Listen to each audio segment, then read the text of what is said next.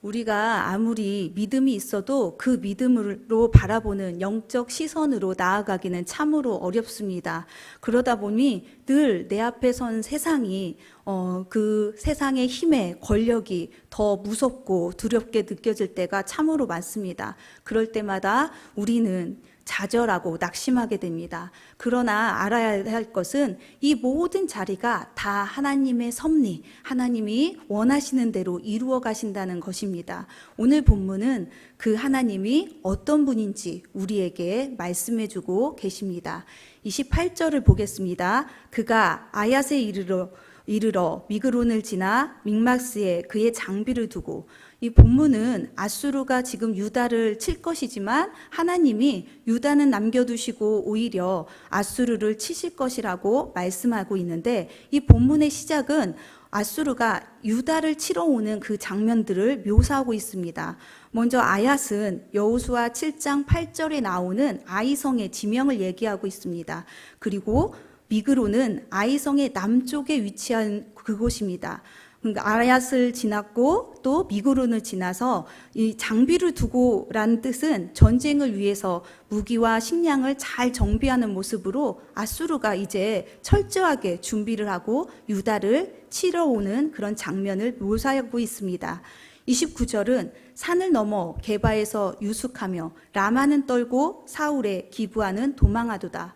여기서 산은 다른 곳으로 가는 통로 혹은 또는 골짜기를 의미합니다. 산을 넘었고 지금 게바는 위에 미그론이라는 그 지역보다 조금 더 남쪽에 위치하고 있습니다. 게박에서 유숙을 하고, 그리고 또 라마는 예루살렘에서부터 8km 떨어진 그런 가까운 곳입니다. 이제 예루살렘에 가까이 왔다는 뜻입니다. 그래서 떨게 된다고 이야기하고 있습니다. 이어서 예루살렘의 3km 지점에 기브아가 있습니다. 기브아는 사울의 고향입니다. 얼마 남지 않는 이 아수르가 예루살렘을 향해서 공격하고 있는 부분을 묘사하고 있습니다. 30절, 31절을 보겠습니다. 딸 갈림아 큰 소리로 외칠지어다. 라이사야 자세히 들을지어다. 가련하다 너 아나돗이여. 맛배나는 피난하며 게빔 주민은 도망하도다. 갈림은 예루살렘 근처를 얘기합니다. 이제 아수르가 예루살렘에 거의 다 왔다는 것입니다. 딸이라는 표현은 하나님의 백성이 거주하는 지역을 강조할 때 쓰고 있습니다. 그리고 여기서 큰 소리를 외쳐라 라고 얘기하고 있습니다. 그거는 하나님을 향해서 라는 뜻입니다. 딸 갈림아 큰 소리로 하나님을 향해서 외쳐라. 그리고 본문은 라이사가 나오는데, 라이사는 예루살렘의 2km 지점입니다.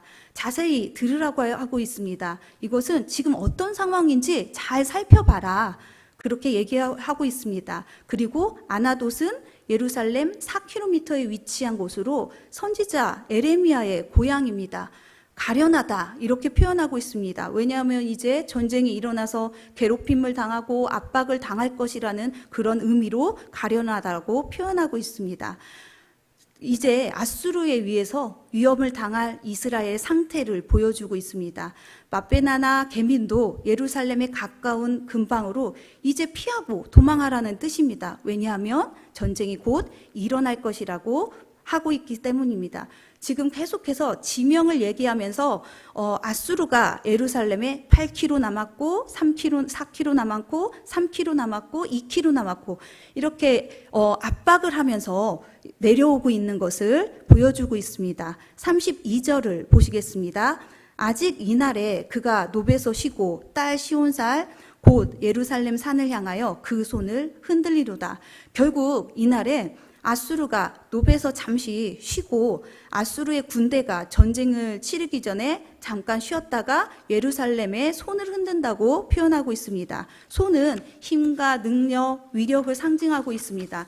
이것을 흔든다는 것은 이제 상대방 앞에서 내가 자신감이 있고 예루살렘 너는 이제 무너뜨릴 거야 라는 의미입니다. 33절, 34절을 보시겠습니다. 보라, 주 만군의 여호와께서 혁혁한 위력으로 그 가지를 꺾으시리니 그 장대한 자가 찍힐 것이요 그 높은 자가 낮아질 것이며 새로 그 빽빽한 숲을 베시리니 레바논이 권능 있는 자에게 배임을 당하리라. 이 본문은 결국은 아수르는 자신의 계획을 이루지 못하고 만군의 여호와 전쟁에 능하신 하나님이 혁혁한 위력으로 가지를 꺾으실 거라고 얘기하고 있습니다.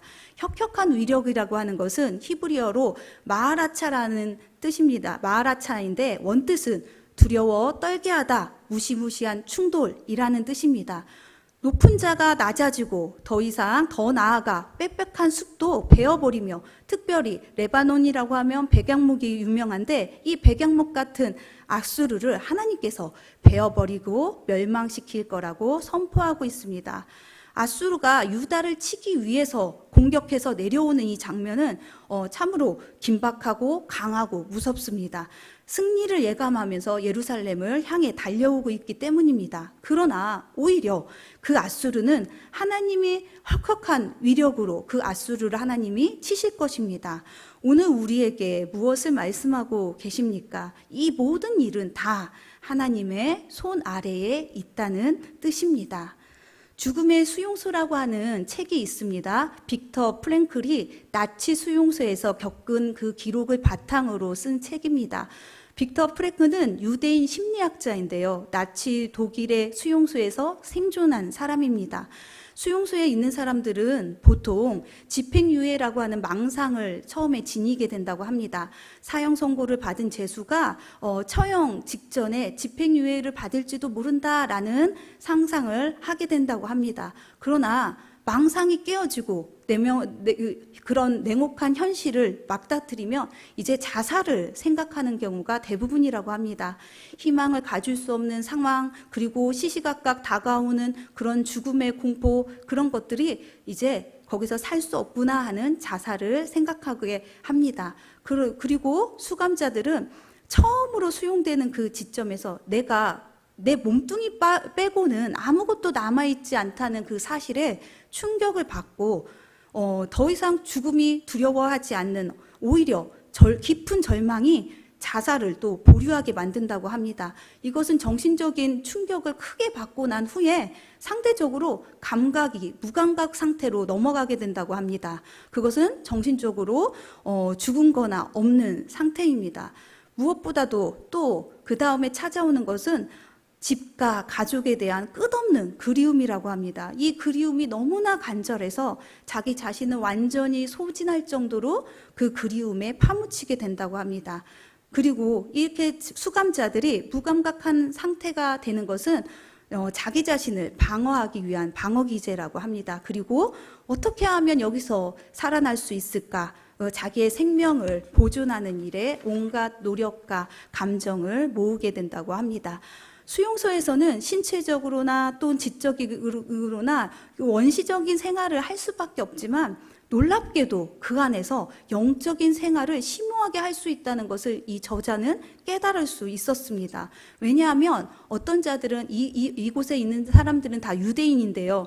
어떤 사람들은 그 안에서 성자처럼 행동하기도 하고, 어떤 사람들은 저자의 표현입니다. 돼지같이 행동하는 것을 보았습니다. 그리고 사람의 그 잠재력이 내가 무엇을 어떻게 살아야 되는 그 의지를 갖고 있는 사람만이 그 이유와 삶의 이유와 목적을 발견하고 그것을 견디고 버틸 수 있다는 것을 깨달았습니다. 저자에게 그것은 사랑이었습니다. 같이 수용소에 들어온 아내가 있고 가족이 있는데 내가 여기서 살아남으면 사랑하는 아내와 다시 만날 수 있다는 희망을 품게 되었고, 그로 인해 그는 끝까지 살아남게 되었습니다. 이 경험을 바탕으로 이 빅터 프랭크는 심리학적인 이론인 로고테라픽을 제시하게 됩니다.